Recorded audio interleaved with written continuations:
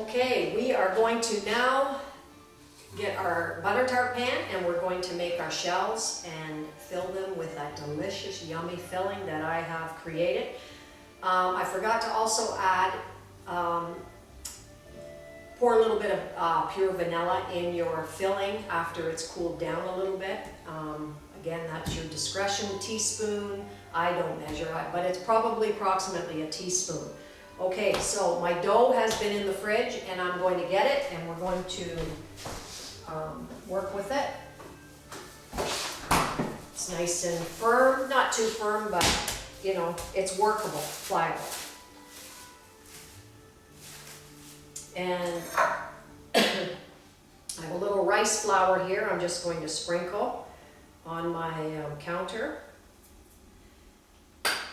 And this is for the purposes so that it doesn't stick. So I'll take a piece off of there. Now the thing about the dough, when you're working with it, make sure that it's not too thin when you put it and not too thick. Otherwise,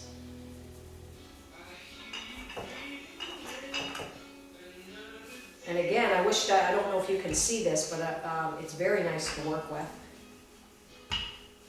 About maybe a 1/4 inch thick in diameter, you know, a little thinner, depending, it's preference, I guess. And then I cut out a disc, and what I do, again, I don't know if you can see this, but I put it in, and because the dough is so pliable and so great to work with, once it's in the little pot, I shape it. I bring it up. Okay, so that was one. Let's roll another one.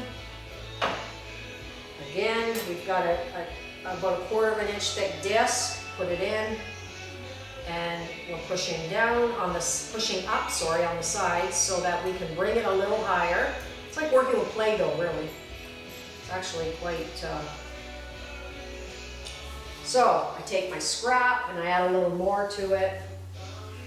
Knead it as you're going along, because sometimes it dries out a bit.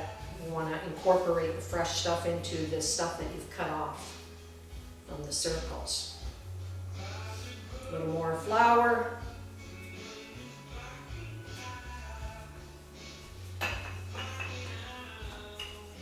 I'd love to hear some feedback. If you've got any questions, I'll try to answer them.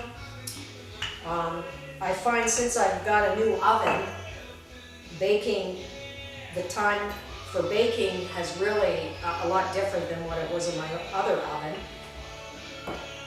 So in some ways you want to kind of keep an eye on them, you know. You'll find that this dough is a little different in cooking purposes. It takes a while to get brown. And you don't want to undercook it either. But once you've cut out your circles, again, if you find they're too thick, just give it a slight roll. Roll it out so they're not so thick.